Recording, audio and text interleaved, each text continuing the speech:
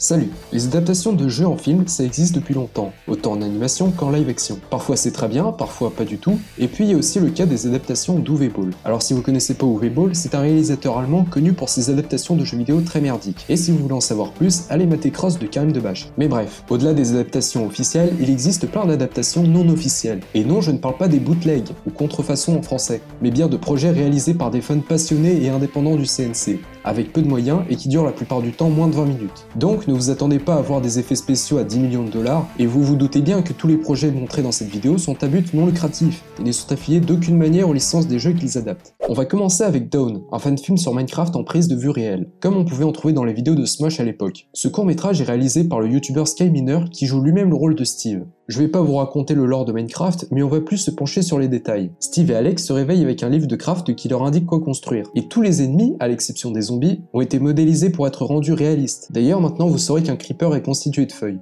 Et c'est dingue à quel point ils se sont appliqués pour ressembler au matériau d'origine. On a même le droit à un massacre de monstres en pleine nuit avec une araignée très réaliste et bien sûr un Enderman magnifique. Après avoir obtenu l'orbe de l'Enderman, le livre leur explique les trucs qu'ils peuvent faire avec, comme créer le portail de l'End, et ça se finit sur un dessin de l'Ender Dragon. Alors j'ai juste envie de dire, à quand Dawn 2 ? On va maintenant passer à l'un des meilleurs jeux de Valve, Portal. Ce film s'appelle GLaDOS, A Portal Fun Film, qui a fait ses débuts en réalisant deux fun films sur Batman, Batman The Shattered Call et Batman Terror of Arkham, publiés sur sa chaîne Infinite Potential Films. Il précise d'ailleurs que le film a mis 2 ans à être produit et a pris plusieurs directions artistiques avant le projet final. Dans ce film, on découvre Doug Ratman, joué par Jonathan Glickman, qui se trouve dans sa tanière, et puis il y a un résumé sur la création d'Aperture Science et de ses androïdes, ainsi que de GLaDOS. L'ambiance ressemble vraiment à la cinématique d'un jeu, et les effets spéciaux sont franchement bien réalisés, malgré le fait qu'on voit parfois un peu les contours sur les fonds verts. Par contre, le seul problème, c'est qu'on ne voit Chell que très peu vers la fin, ce qui est dommage, mais en même temps logique, puisque le film se concentre plus sur GLaDOS et ses origines. Si vous êtes un grand fan de Portal, ce qui n'est pas mon cas, et que vous maîtrisez un peu l'anglais, vous passerez sûrement un très bon moment dessus. C'est pas très long, ça dure qu'une demi-heure,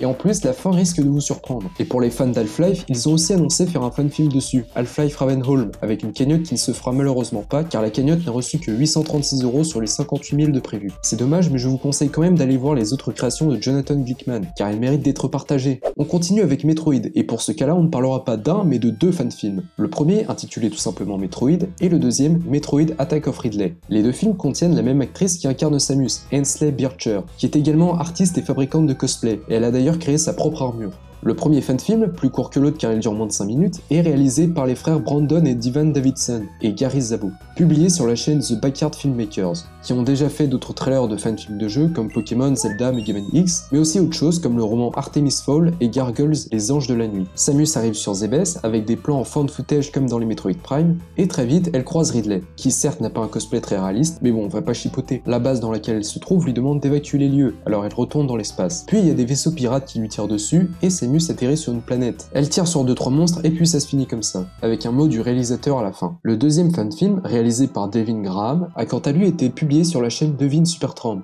Samus atterrit sur Phendrana et raconte ce qui s'est passé dans le premier film, puis explique dans son monologue qu'elle cherche le temple Chozo pour réparer son armure. Elle trouve un bonus et on voit ensuite des larves débarquer, ainsi que l'apparition de Ridley par des flammes, qui est cette fois-ci plus réaliste que dans le premier. Comme elle n'arrive pas à le tuer malgré ses améliorations, elle se roule en boule et s'en va, puis c'est la fin. Alors même si le premier a moins de budget que le deuxième, les deux fan-films sont franchement magnifiques, avec énormément de passion mis dans ces deux courts-métrages. Et même sans connaître Metroid, et bien que ça dure pas longtemps, ça reste de très bonnes œuvres à voir. On va maintenant parler du fan-film que perso j'ai trouvé le plus qualitatif, alors que je connais rien au jeu de base. Halo, A Hero's Journey, un court-métrage réalisé par Sean Boo et Joshua Erskirchen, publié sur la chaîne Romine Pictures. Sean Boo a d'ailleurs réalisé un fan-film sur Star Wars appelé Darth Maul Apprentice, un fan-film basé sur Darth Maul qui doit affronter Sith Jedi pour accomplir sa mission de Seigneur Sith. Le film s'ouvre sur 2 Spartiates encore enfants, Ron A072 et Rachel 343, qui regardent les étoiles, où Ron raconte en touchant son médaillon que son père l'emmenait souvent ici avant de le quitter. Puis un bond dans le temps, où Rachel a grandi et est devenue Spartiate sur un champ de bataille. Puis un allié lui dit qu'il faut atteindre le poste de tir sur une colline, car c'est leur seule chance de gagner. Avec son grappin, elle réussit à arriver en haut de la colline, mais un Spartiate essaye de la tuer, puis il lui arrache son médaillon. Les 2 Spartiates enlèvent leur casque et se reconnaissent en tant que Ron et Rachel, mais sont dans le camp ennemi. Alors finalement il la tue pas, elle détruit les tourelles, et a des flashbacks de Ron qui lui donne son médaillon en guise d'amitié. Et on voit Ron loin de dire qu'ils se reverront bientôt en tant qu'ennemis.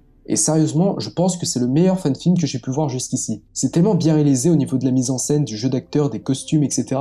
Vraiment, on a presque l'impression de visionner un vrai film. Et ce qui est encore plus impressionnant, c'est que d'après les réalisateurs, ils ont seulement fait 3 jours de tournage et 3 semaines de post-production, pour un résultat incroyable. Ils ont pas encore annoncé de suite, mais au cas où, ça vaut vraiment le coup d'aller regarder. On continue avec un fan film sur Sonic, sorti en 2013, donc 7 ans avant la sortie du film officiel. Et déjà à l'époque, le design de ce Sonic-là était mieux fait que celui du film. Alors oui, je sais que je tire sur l'ambulance en disant ça, mais sans déconner, même mes dessins de maternelle étaient mieux faits. Ce film est réalisé par Eddie LeBron, publié sur la chaîne Blue Core Studios, et il a aussi réalisé. Je sais pas du tout comment ils en sont venus à cette idée, mais pourquoi pas. Et juste avant de parler du film, vous voulez connaître un truc dingue? Ça a été approuvé par Yuji Naka en personne. Le film débute donc sur Mobius, plus précisément sur South Island, avec des vaisseaux et E-102 Gamma qui envahissent la ville de Station Square. A noter que le Dr Robotnik s'appelle ici Kintobor, un personnage issu des comics de Sonic qui, contrairement à Robotnik, est gentil et protège les habitants de Mobius. Mais il se déclare Robotnik par la suite. Et je sors 2 secondes du film pour vous dire qu'il y a un caméo de Doug Walker, le créateur de l'émission Nostalgia Critique, un youtubeur très connu aux États-Unis, et l'Angry Video Game Nerd, qui, au cas où vous ne le sauriez pas encore, est le gars qui a inspiré le joueur du grenier. Et donc, 2 robots interrogent Doug Walker, qui joue ici un membre du GUN, l'unité gardienne des nations, et qui se fait sauver par Sonic. La télévision apprend les exploits qu'il a commis, et offre une récompense de 12 000 € pour son arrestation. On voit d'autres membres du GUN qui s'apprêtent à tirer sur un vaisseau de Robotnik, mais se font tirer dessus par des robots. Mais évidemment, Sonic arrive et il les tue tous. Puis il y a une course-poursuite dans la forêt, Sonic monte sur un missile et le dirige sur un vaisseau, il saute et atterrit sur une abeille pour se poser au sol. Puis un des robots de Robotnik lui montre une émeraude du chaos qu'il a trouvée. Il dit que ça lui en fait maintenant 3. Ensuite, Sonic part faire un parcours de niveau dans Green Hill Zone en 3D, et puis ça se termine avec l'apparition de Knuckles en guise de cliffhanger. Bien franchement, mis à part l'animation de Sonic un peu lente, le film est très bien. L'acteur qui joue Robotnik agit comme celui des jeux. Il est méprisant envers tout le monde, surtout envers l'humanité, et il n'hésite pas à torturer les gens. Pour ce qui est de Sonic, ils ont réussi à prendre Jalil White, qui fait la voix de Sonic depuis les aventures de Sonic. Par contre, c'est dommage qu'à aucun moment Sonic ne croise Robotnik dans le film, et à aucun moment les deux s'affrontent. Et l'autre truc qui est dommage, c'est de ne voir que Sonic dans le film. Alors certes, il y a Knuckles à la fin qui aurait pu présager une suite, mais ça aurait au moins été bien d'avoir Tails, qui est l'acolyte de Sonic. Et il aurait pu aider Sonic à accéder au vaisseau de Robotnik avec son tornado. Mais bon, au-delà de ça, ça reste un bon fan film. Pas meilleur que Halo A Hero's Journey, mais quand même sympa.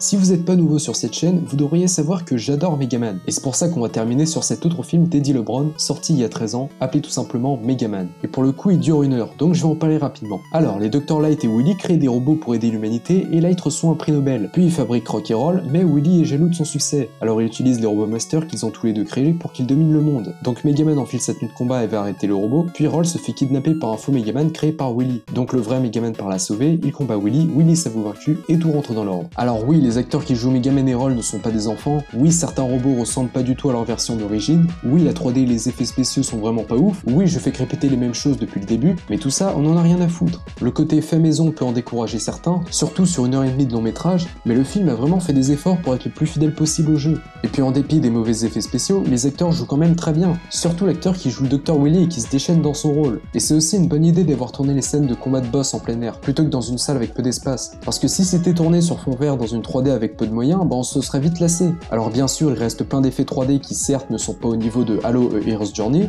mais c'est quand même un grand travail offert à tout fan de cette licence. Et voilà, c'est maintenant la fin de cette longue vidéo. Alors bien sûr, j'ai pas parlé de tout car il existe plein de trailers de fanfilms, et j'ai aussi vu qu'un certain youtubeur, Hat Loving Gamer, a contacté Konami pour faire une série sur Bomberman 64, appelée Bomberman Go for Broke, ce qui est l'occasion pour moi de vous dire qu'on parlera de Bomberman dans une future vidéo. Merci d'avoir regardé, n'hésitez vraiment pas à aller voir tous les fanfilms présentés dans la vidéo pour soutenir les créateurs, tout est bien sûr dans la description, et à plus tard pour d'autres vidéos.